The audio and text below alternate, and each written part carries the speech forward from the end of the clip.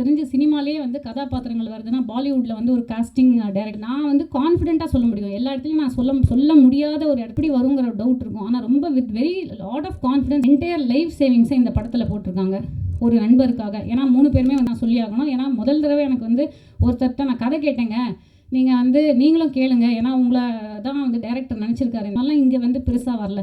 ஒரு இயக்குனருடைய மைண்டில் அவர் எழுதும் போதே சில கதாபாத்திரங்கள் இவங்க பண்ண கரெக்டுகள் தான்.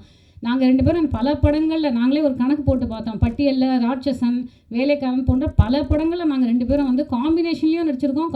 ஆர்டிஸ்ட் அப்படிங்கிற மாதிரி ஒரு காலத்தில் வந்து ஒரு எஸ்வி ரங்காராவ், விகே ராமசுவாமி அப்படிங்கிற மாதிரி மெட்ராஸ் மேட்டினியாக இருக்கட்டும். அதுக்கப்புறம் இப்போ வந்து அடுத்ததாக சரி உங்க ஒரு சீனியர் ஆக்ட்ரஸ். ஸோ ஏகப்பட்ட நல்ல நல்ல கதைகளில் எவ்வளோ சீரியஸான கேரக்டர் இருந்தாலும் சரி. ஐயோ ஐயோ அப்படியே என்ன டிஸ்கஷனாக இருக்கே. இல்லை இல்லை மேம், ஒரு மரியாதையின் மிகுதியாக அப்படி சொல்லிட்டேன் நான். சீனியர் தானே சார், சூப்பர் தானே மேம். அவ்வளோதான், உங்களுக்கு இப்போ கிளம்பணும் தானே மேம்.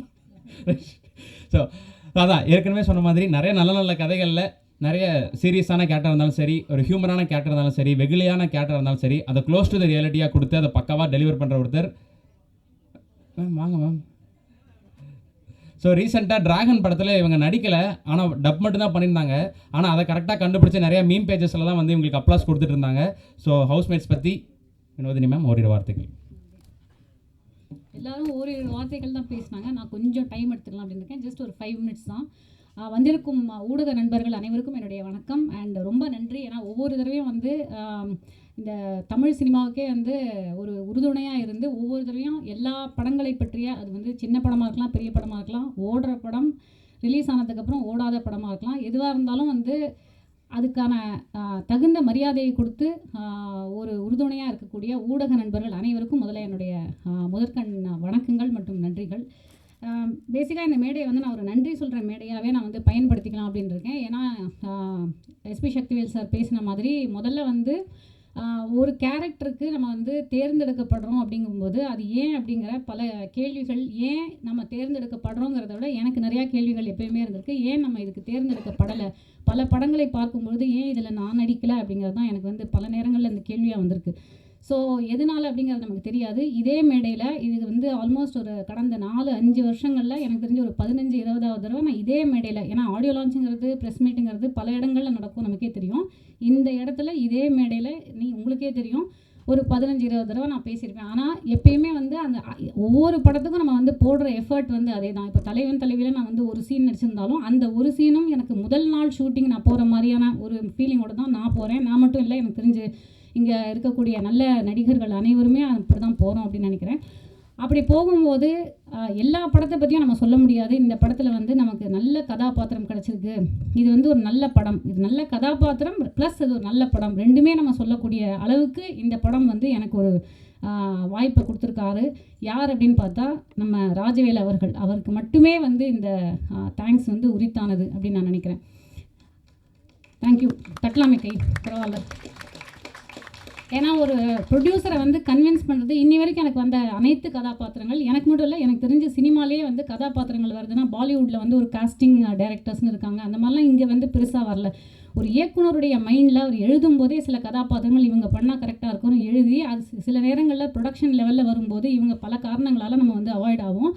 ஆனால் இந்த இடத்துல வந்து ஒரு பட்ஜெட்டாக இருக்கலாம், வேறு ஏதாவது நம்மளோட டேட்ஸாக இருக்கலாம், இல்லை வந்து இவங்க இதுக்கும் சூட் ஆக மாட்டாங்க அப்படிங்கிற மாதிரி இருக்கலாம். ஆனால் அதெல்லாம் மீறி இந்த படத்தில் ஒரு தங்கு தடையின்றி இந்த கேரக்டர் எனக்கு கிடச்சது வந்து ரொம்ப ரொம்ப ரொம்ப நன்றி.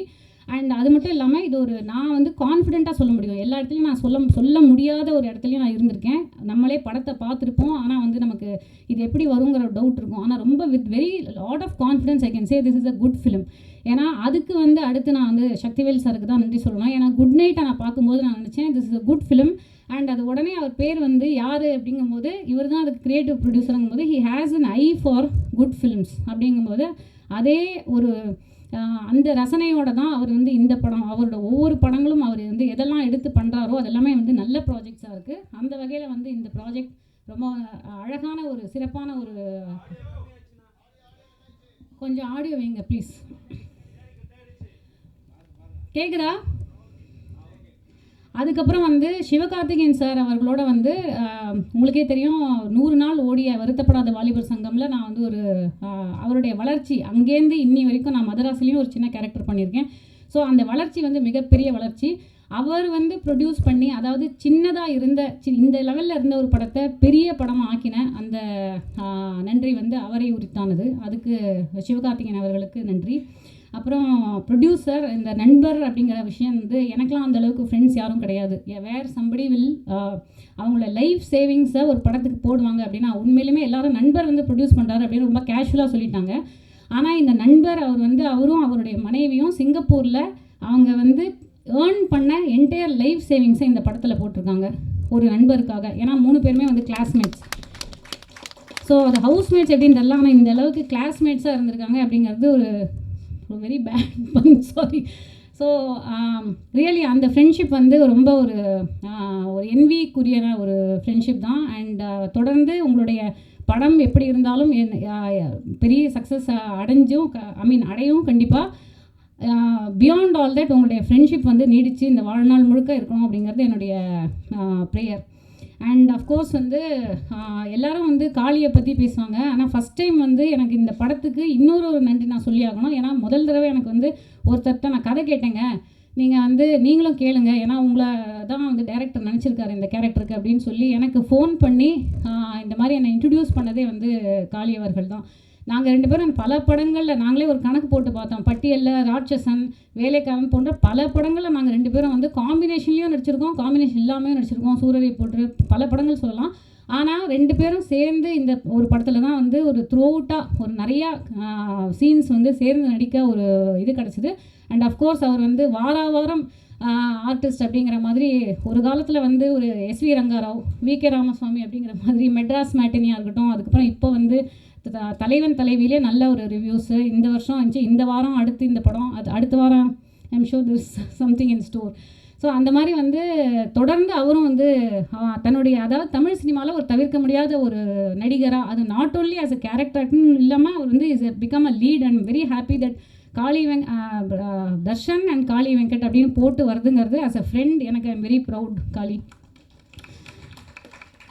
அஃப்கோர்ஸ் தர்ஷன் இவங்க வந்து இவர் சொன்ன மாதிரி பாய் நெக்ஸ்ட் டோர் அப்படிங்கிறத விடவ நான் வந்து எப்படி பார்க்குறேன்னா அவர் லுக்ஸு அதெல்லாம் வந்து of course he's tall, he's handsome, he look smart and இது குட் இது எல்லாமே. ஆனால் ஒரு ஏர்னஸ்ட்னஸ் இருக்கணும். ஒரு அதாவது அவர் நான் சொல்கிற ஒரு உண்மையான ஃபஸ்ட்டு டைம் நான் வந்து நடிக்கும்போது ஒரு படத்துலையும் ஃபஸ்ட்டு டே நான் வந்து ஷூட்டிங் போகிற மாதிரியே ஒரு ஃபீல்டில் நடிக்கிற ஒரு ஏர்னஸ்ட்டாக நான் இதை இன்றைக்கி ப்ரூவ் பண்ணணும், இந்த இடத்துல நான் வந்து என்னோடய இதை ஸ்கில்லை காட்டணும், என் கிராஃப்டை காட்டணும் அப்படிங்கிற ஒரு தேடலையே இருக்கக்கூட ஒரு நடிகர் தர்ஷன் அவர்கள்.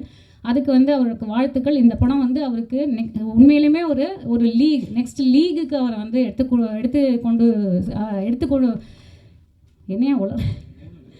எடுத்துக்கொண்டு போகும் அப்படின்னு நான் நினைக்கிறேன். நான் தான் அஃப்கோர்ஸ். அப்புறம் வந்து ஹர்ஷா பைஜு கொஞ்சம் டைம் எடுத்துக்கணும், ஒரு 2 மினிட்ஸில் முடிச்சிடுறேன். ஹர்ஷா பைஜு அவங்களுக்கு வந்து ஒரு டெபியூ. அவங்கள்ட்ட ஃபஸ்ட் டைம் நான் வந்து இந்த படத்தை முடிச்சதுக்கப்புறம் நான் சொன்ன ஒரே ஒரு விஷயம், எல்லாருக்கும் வந்து இந்த மாதிரி ஒரு எக்ஸ்ட்ராடனரி டெபியூ வந்து கிடைக்காது அப்படின்னு. So I think she is very lucky. அவங்களும் லக்கி, இந்த படத்துக்கும் அவங்க வந்து ரொம்ப லக்கியாக அமைவாங்க அப்படின்னு நான் நினைக்கிறேன். So congrats Harsha.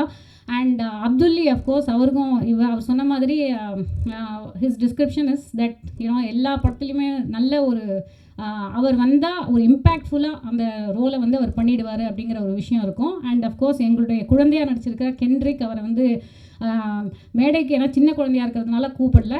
But of course he has performed extraordinarily well. இதை நீங்கள் இன்றைக்கி சொல்ல மாட்டீங்க, 2 நாளில் வந்து நீங்கள் படத்தை பார்க்கும்போது ஊடக நண்பர்கள் தொடர்ந்து அவர் வந்து அடுத்து சூர்யா சாரோட அடுத்த படத்தில் நடிக்கிறாரு. நிறையா good line up of films he has. I am hoping that he has a great future. Of course DOP Satish அவர்கள், அப்புறம் ஒவ்வொருத்தரும் நான் சொல்கிறது டைம் எடுத்துக்க முடியாது. அண்ட் எடிட்டர் ரிஷார் அவர்கள், காஸ்டியூம் நந்தினி அவர்கள், Dinesh Kasi master, Mohanraj sir lyricist, அப்புறம் பிஆர்ஓ திரு அண்ட் டீம் ரொம்ப அழகாக வந்து எல்லா விஷயங்களையும் வந்து பண்ணி கொடுத்துருக்காங்க. இதெல்லாம் மீறி இந்த படம் வந்து அண்ட் மேடையில் வந்து வந்திருக்கக்கூடிய இயக்குனர்கள் எல்லாருக்கும் வந்து ரொம்ப நன்றி. அண்ட் நான் திரும்பி சொன்ன மாதிரி வந்து ஹவுஸ்மேட்ஸ், அது பேர் வந்து என்ன வேணால் இருக்கலாம். இந்த படத்துக்கு நீங்கள் வந்து சொன்ன மாதிரி கிளாஸ்மேட்ஸ்னு அஃப்கோர்ஸ் வைக்க முடியாது, பட் வேறு எது வேணால் நீங்கள் வைங்க, ஃப்ரெண்ட்ஸ் எதோ வேணால் வைங்க. It's a good film. Please do watch it. And இதை வந்து நல்ல இந்த படத்தை பற்றின நல்ல ஒரு விமர்சனத்தை நீங்கள் வந்து மக்கள்கிட்ட கொண்டு போய் சேர்ப்பீங்க அப்படிங்கிற நம்பிக்கையோட நன்றி, வணக்கம். தேங்க்யூ.